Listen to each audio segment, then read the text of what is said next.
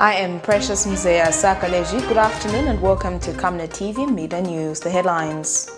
KITWE residents protest over Black Mountain. Media bodies demand the dissolution of boards for the public media.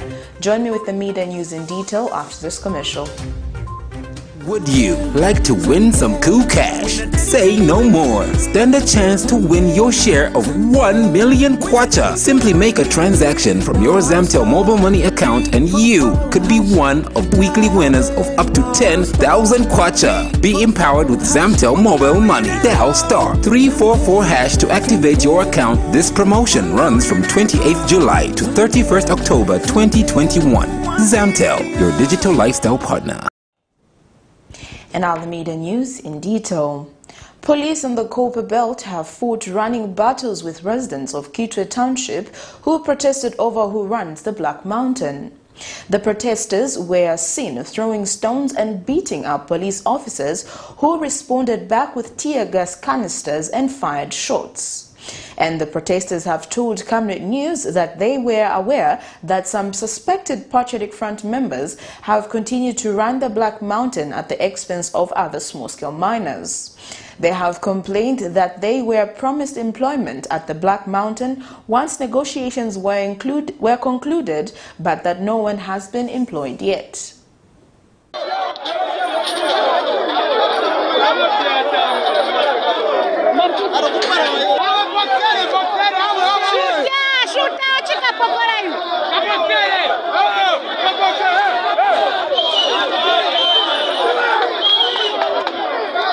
Protest yesterday Chibatiem taking over Black Mountain. We wanted to find out ababomba ku Black Mountain niba nani. If we are UPNG to Rerorera, abanenso PF they are there. 2 destination yesu taachwafe okuya pa Black Mountain alone. We wanted even to go flat out to council to see we ogolera ndoko to President Sakapike Mton 21. Maka shi ninsa mbusha kwete ishakulanda ayo amashiwi to be particular mayor wa KITWE. The Opposition Movement for Multi-Party Democracy (MMD) has called for the harmonization of the National Day of Prayer and Fasting and the commemoration of Zambia as a Christian nation. MMD spokesperson Kefas Mukukan says the National Day of Prayer, which is scheduled to be held on the 18th of October 2021, should be moved to the 29th of December in order to be hosted alongside the declaration of Zambia as a Christian nation. He says church mother bodies can take a lead to actualize it. He says on the 29th of December must equally be declared a national holiday. That we are actually going to participate in the forthcoming National Day of Prayers. That will be on Monday. But the only hiccup as things stand is that we also have the 29th of December when actually Zambia was declared a Christian nation. So these 2 dates, that is October 18th and December 29th, need to be harmonized. In all fairness and without malice, these prayers we are going to have on Monday should actually be moved to 29th of December when Zambia was actually declared a Christian nation. 29th December is a very significant day in the history of this nation. It is as important as the 24th of October when we got our independence from our colonial masters. So we cannot be holding prayers in October, contrary to the day when Zambia was declared a Christian nation, because that day actually defines who we are as Zambians.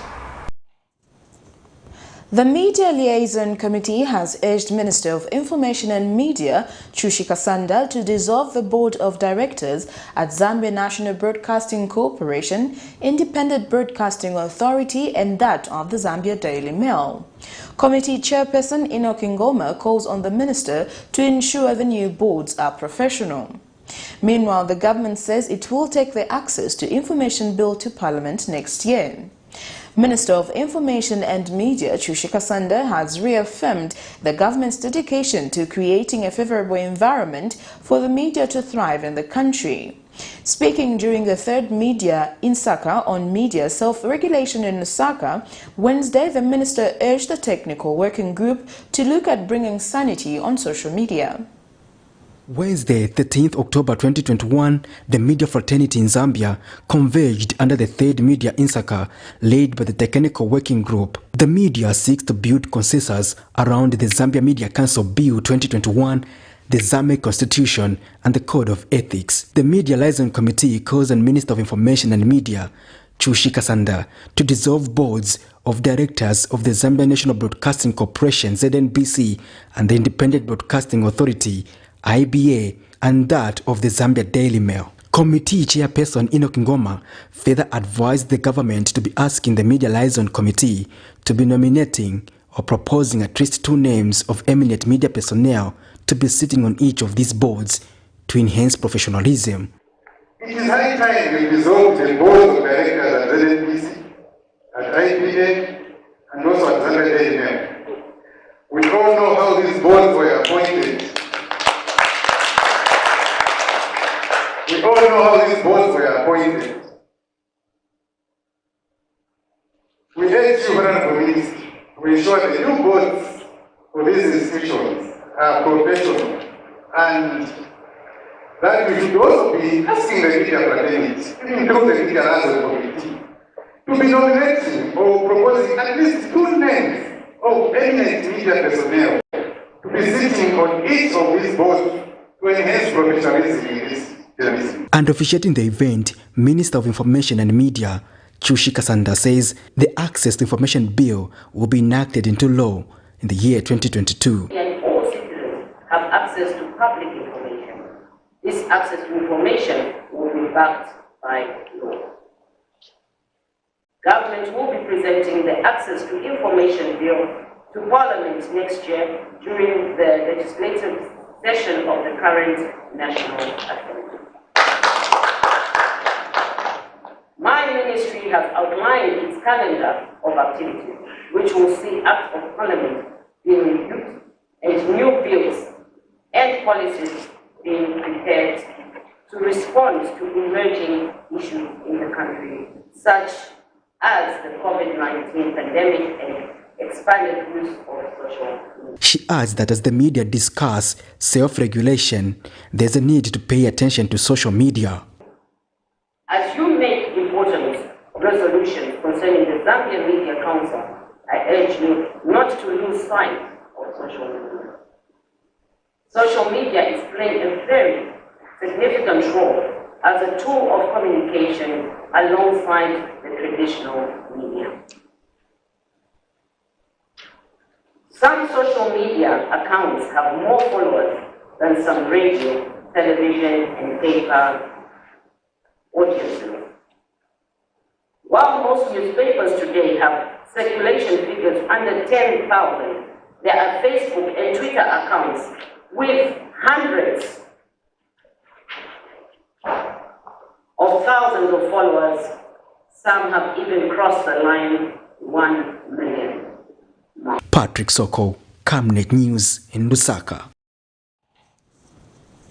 Zambia's Republican President Hakainde Hichilema has hinted that his government has not come to haunt any public officer but put in place systems which will prevent corruption. The president says lessons have been drawn from the past where the service was used by those in authority to steal from the local people. And President Hichilema has reiterated that his priority is to reorganize the Zambia economy, as doing this will allow every citizen to enjoy the right to do business. He has explained that when the economy recovers, government will have excess resources for investment in social sectors such as education and health. Zambia's Republican President Hakainde Hichilema has reiterated that his priority is to reorganize the Zambian economy, as doing this will allow every citizen to enjoy the right to do business. Speaking when he featured on a radio program Wednesday, the president says he will deliver all the promises he promised the Zambian people when he was in opposition, as opposed to those who are criticizing him, saying he has overpromised. He has since urged youths in the country to get organized and form cooperatives so that they can be empowered and not become thugs. People say it's over-promising. What is that? What is that supposed to mean? It's doing the bare minimum, and we are doing it. We are putting the instrument to allow the youth of this country be organized. Don't be the new thugs in town. Be organized, cooperative, set up business, including the decision we made to issue mining licenses to Zambians and the youth so that they can begin to mine. We give them the support, legal mining, legal, not illegal, legal mining, and then give them the technical support so that they don't die in the mining activity. Give them the market.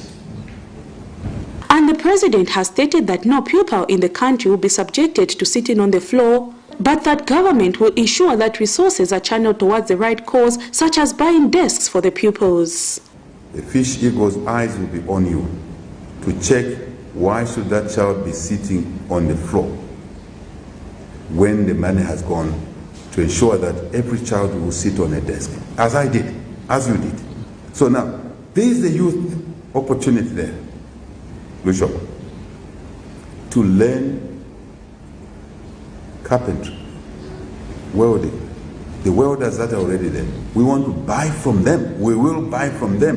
The constituency should buy from the local youth who are carpenters, who are welders, to fix window frames, door frames. I used to say that in the campaigns as an opposition. I'm glad to announce that we are going to actualize that. And President Hichilema has challenged the media to be independent and regulate itself, and has cautioned media practitioners to be fair and report using facts and not falsehood. So regulate yourselves, be professional, be fair. Facts matter, because you can destroy people who are innocent.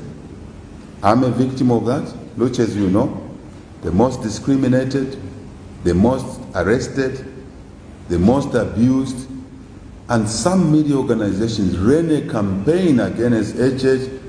No, HH is a Masonist. I have no idea. Learn to work together in complementarity. Sometimes people always think of competition. My mind works different. The president also highlighted other important matters, such as the need for cadres to behave themselves and not harass any citizen believed to belong to any other political party. He also emphasized the need to ensure that the local people have access to land at affordable price, support farmers by ensuring that the inputs are delivered to the intended beneficiaries, and has emphasized the need for value addition to make agriculture more sustainable.